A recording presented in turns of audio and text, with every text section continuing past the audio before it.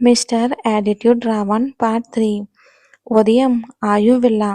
అది ఆయుకి మెలకు వచ్చేసరికి చేతుల్లో బ్లేజర్ పట్టుకుని అలాగే ఉండడం చూసి జరిగింది గుర్తుకు వచ్చి ఇక ఆయు చిన్న చిరునవ్వుతో లేచి ఫ్రెష్ అయ్యి కిందకి వెళ్ళి టిఫిన్ చేసి టైం చూశాడు. ఆఫీస్కి ఇంకా చాలా టైం ఉంది, కానీ ఊర్విని చూడాలని ఉంది. ఇంకా మనసు ఉండబెట్టలేకపోతుంది తనకి. తనని చూసినప్పుడు కలిగిన అలజడి, తన్ని తాకినప్పుడు ఏదో పరవశం. తను నాకే సొంతం అనే భావన అతన్ని నిలవనివ్వటమే లేదు. డింపుల్కి మెసేజ్ పెట్టి ఆఫీస్కి వెళ్ళిపోయాడు ఆయు. మరి మన పాపలు ఏం చేస్తున్నారో చూద్దాం. ఊర్వి తొందరగా లేచి ఆఫీస్కి రెడీ అవుతుంది. వర్షాన్ని కూడా లేపి, ఏంటే ఈరోజు ఇంత తొందరగా లేచావు? ఆఫీస్కి టైం కాలేదు కదా. అదేం లేదు, కొత్త సీఈఓ గారు వర్క్కి సంబంధించినవి డిజైన్స్ తొందరగా నన్ను కంప్లీట్ చేయమన్నారే, మరి అవి చూడాలి కదా. అవును, విన్నా. నిన్న మా కొలీగ్స్ అంటుంటే ఆర్మీ గ్రూప్స్ అన్ని చైర్మన్ కమ్ సీఈఓ అంట కదా అతను.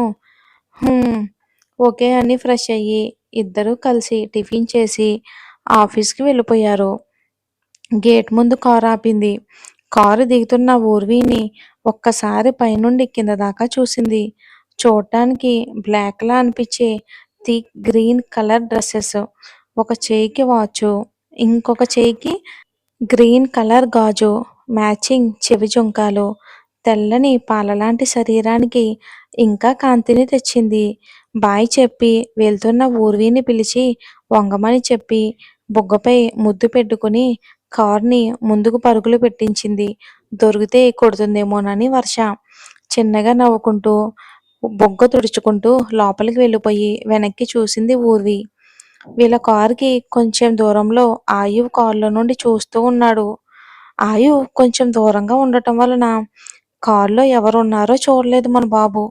కానీ ఊర్వి నవ్వుకుంటూ బొగ్గ తుడుచుకోవటం చూసి అతడికి ఇంకేదో అర్థమై ఇంకేదో అనుకుని కోపంతో ఫాస్ట్గా కార్ పార్కింగ్కి వెళ్ళాడు ఆయు. ఆఫీస్కి వచ్చాక కూడా ఇంత ఫాస్ట్గా వెళ్తున్నారేంటి? నాకెందుకులే అని లిఫ్ట్ దగ్గరికి వెళ్ళి లిఫ్ట్ కోసం వెయిట్ చేస్తూ ఉంటుంది ఊర్వి. ఆయు కారు పార్క్ చేసి లిఫ్ట్ దగ్గరకు వచ్చి నిలబడ్డాడు. వారుగా ఊర్వికి ఒక లుక్ ఇచ్చి కోపంగా పిడికిలు బిగించాడు మన బాబు. ఏంటి ఈయన ఇలా ఉన్నారు? ఒక్కంట ఆయువుని కనిపెడుతూ ఉంది. వామ్మో, ఇంకెవరూ రాలేదు, ఇప్పుడేం చెయ్యను? సార్ వెళ్ళిపోయాక వెళ్తా. కానీ గుండెలో ఏదో అలజడి. అతను పక్కన ఉంటే భయంతో మాటలు వెతుక్కుంటూ తడబడిపోతూ ఆరిపోయి వస్తాయి. గుడ్ మార్నింగ్ సార్ అని అంది. కానీ అతను పలకలేదు. ఇంతలో లిఫ్ట్ ఓపెన్ అయ్యింది. ఊర్వి 2 అడుగులు వెనక్కి వేసింది. ఆమె ఆలోచన అర్థమై ఆమె చేయి పట్టుకుని లోపలికి తీసుకుని వెళ్ళాడు. 11th ఫ్లోర్ బటన్ నొక్కి ఊర్వి వైపు చూశాడు. ఆమె చూపు అతను పట్టుకున్న చెయ్యిపైనే ఉంది. అయినా కూడా తీయకుండా అలానే పట్టుకుని దగ్గరికి లాక్కున్నాడు. ఇంచు దూరంలో ఉంది. ఆమె భయంతో కళ్ళు పెద్దవి చేసి అతడి వైపే చూస్తుంది. నిన్ను కారులో డ్రాప్ చేసింది ఎవరు? అన్నాడు కోపం కలిసిన గొంతుతో. పాపకి ఒక్కసారిగా చెమటలు పట్టి మాటలు రావటం లేదు. నిన్నే అడిగేది అని మళ్ళీ అడిగాడు వణుకుతున్న గొంతుతో. ఫ్రెండ్ అని అంది. ఫ్రెండ్ అంటే బాయ్ ఫ్రెండా అని గంభీరంగా వచ్చింది అతని గొంతు. కాదు సార్, గర్ల్ ఫ్రెండ్ వర్ష, నా రూమ్మేట్ అని చాలా కష్టంగా చెప్పింది ఊర్వి. అమ్మాయి అని తెలియగానే కోపం కరిగి ఆయుకి పెదాలపై చిరునవ్వు వచ్చి మాయమైంది. అప్పటికే ఆమె అణువు కూడా వణుకుతుంది భయంతో. అది గమనించి నిదానంగా ఆమెను తన గుండెల్లోకి అదుముకున్నాడు. అతని గుండె చప్పుడు ఆమెకు ధైర్యంగా అనిపించి వణుకు తగ్గి ఆ గుండె చప్పుడుకి నిదానించింది. ఆమె మొహాన్ని చేతుల్లోకి తీసుకుని నుదుటి మీద చిరు ముద్దు పెట్టుకుని అలాగే తన కళ్ళల్లోకి చూస్తున్నాడు ఆయు. ఒక ముద్దు ఎన్నో ప్రశ్నలకు సమాధానం. నువ్వు నా దానివే, నా హక్కు, నీకు నేనున్నా అనే ధైర్యం. అతడు ముద్దు పెడుతూ ఉంటే అప్రయత్నంగానే కళ్ళు మూసుకుంది. అతడి పెదాలు అతని వేడి శ్వాస దూరం అవడంతో నిదానంగా కళ్ళు తెరిచింది. తననే చూస్తున్న కళ్ళల్లోకి చూస్తుంది. ఆ కళ్ళు తనకేదో చెప్తున్నట్టుగా ఉన్నాయి. అలానే చూస్తూ ఉంది. ఆమె మనసులో ఏదో భావం కొత్తగా ఉంది.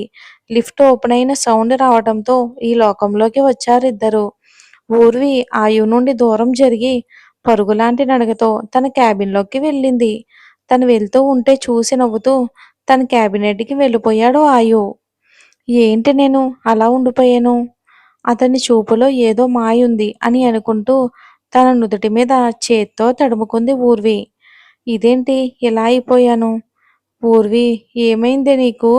అని తన తలపై ఒకటేసుకుంది గట్టిగా. మళ్ళీ పనిలో పడింది. ఆయు నవ్వుకుంటూ వర్క్‌లో పడిపోయాడు.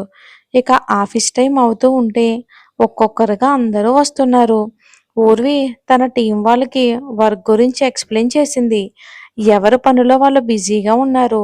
డింపుల్ ఆయు పెట్టిన మెసేజ్ చూసుకొని రెడీ అయ్యి ఆఫీస్‌కి వెళ్ళాడు. మాధవ్‌తో మాట్లాడుతూ ఉంటే ఆయు రూమ్‌లోకి వచ్చాడు డింపుల్. అతను రాగానే మాధవ్ గారిని వెళ్ళిపోమన్నాడు ఆయు. ఆయువుకి ఒక ఫైల్ ఇచ్చాడు డింపుల్. అదేంటో కాదు, అది ఊర్వి గురించి ఫైల్. అదేనండి, వర్షాన్ని చూస్తూ అబ్బాయని అనుకుని ఊర్వి గురించి తెలుసుకోమన్నాడు కదా మన బాబు. అప్పుడే ఎంక్వైరీ మొదలు పెట్టేశాడు. అందులో ఊర్వి తల్లి తండ్రుల గురించి లేదు. కేవలం 2 సంవత్సరాల నుండి వర్షతో అపార్ట్మెంట్లో ఉంటూ 6 నెలలుగా ఈ జాబ్ చేస్తుంది. ఆమె చదువు వివరాలు గానీ, తన నెగెటివ్ ప్లేస్ గురించి గానీ ఏమీ లేదు. అంటే తనకెవరూ లేరా? ఫ్రెండ్‌తోనే ఉంటుందా? ఓకే. యూ కెన్ గో అని మళ్ళీ ఆలోచనలో పడ్డాడు ఆయు. నువ్వెవరు? అయినా కానీ నువ్వు నాకు కావాలి. నువ్వెవరైనా సరే. నాకు మాత్రమే నువ్వు సొంతం. ఎందుకో తెలీదు. నిన్ను చూసిన మొదటి క్షణంలోనే అనిపిచ్చింది. నీ నుండి కాస్త ఎడబాటు కూడా భరించలేకపోతున్నాను. నిన్ను నాతో పాటే నా కళ్ళ ముందే శాశ్వతంగా ఉంచుకోవాలని ఉంది. నాతో పాటే జీవితాంతం. ఊర్వికి మనసుకి ఏదో హాయిగా అనిపించింది. తన చెవులకు చేరని మాటలు తన మనసుకి చేరినట్టుగా అనిపిస్తుంది. ఊర్వికి గుండె వేగంగా కొట్టుకుంటుంది. అప్పుడే మాధవ్ గారు వచ్చి సార్ పిలుస్తున్నారని చెప్పి వెళ్ళిపోయాడు. ఊర్వికి ఊర్వికి నిన్న ఆయుష్ సార్ అన్ని చెక్ చేస్తాను అని చెప్పిన మాటలే గుర్తుకు వచ్చి తను గీసిన డిజైన్స్ ఫైల్స్ పట్టుకుని వెళ్ళింది. May I come in sir? Yes come in. లోపలికొచ్చి ఊర్విని అలానే చూస్తూ ఉన్నాడు. తను మాత్రం తలదించి ఎస్ సార్ అని అంది. Look at me. నిదానంగా కళ్ళెత్తి ఆయువుని చూసింది. ఇక వేటాడేటప్పుడు సింహానికి ఉండే చూపు, తెల్లని మేనిఛాయ, విశాలమైన బాహువులు, గ్రీక్ వీరుడు అంటారు అలా ఉన్నాడు. ఆమె తనని అలానే చూస్తూ ఉండడం చూసి ఒకంత గర్వంతో తన చైర్లో నుండి లేచి ఊర్వి ముందుకు వచ్చి నిలబడ్డాడు. ఊర్వి కొంచెం కంగారుగా చూపు పక్కకు తిప్పి ఒక అడుగు వెనకకి వేసి నిలబడింది. ఆమె తడబాటుని గమనించి వి ఆర్ కంపెనీ వాళ్ళతో మీటింగ్ ఉంది హోటల్లో. నువ్వు కూడా నాతో వస్తున్నావు.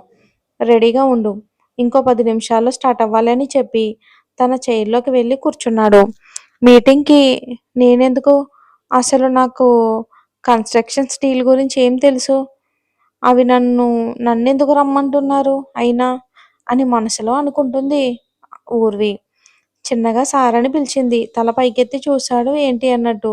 మీటింగ్‌కి నే నేను అని సాగదీస్తూ అడుగుతూ ఉంటే తన మాటల మధ్యలోనే ఆపి don't ask any questions and come with me అన్నాడు. పాపకి ఇంకా సౌండ్ లేదు. తన క్యాబిన్‌కి వెళ్ళి ఇక కొన్ని తనకు సంబంధించిన ఫైల్స్ తీసుకొని ఆ ఈవెంట కారు పార్కింగ్ వైపు నడిచారు. ఇక మాధవ్ తల గోక్కుంటూ చూశాడు. డింపుల్ ఆశ్చర్యం, అనుమానంతో చూస్తున్నాడు. డింపుల్ కార్ డ్రైవ్ చేస్తుంటే మాధవ్ గారు ముందు కూర్చున్నారు. ఊరి అయాన్లు వెనకాల కూర్చున్నారు. ఈ ప్రయాణం దేనికి దారితీస్తుందో. మరి స్టోరీ నచ్చితే లైక్ చేసి ఛానల్ని సపోర్ట్ చేయండి. అలానే కింద హైప్ అనే బటన్ని మీరు క్లిక్ చేస్తే ఈ స్టోరీ ఇంకో 10 మందికి వెళ్ళే అవకాశం ఉంటుంది. ప్లీజ్ అండి, అదొక హెల్ప్ చేయండి. స్టోరీ నచ్చితే లైక్ చేయండి. అలాగే హైప్ బటన్ మీద క్లిక్ చేయడం మాత్రం మర్చిపోవద్దు.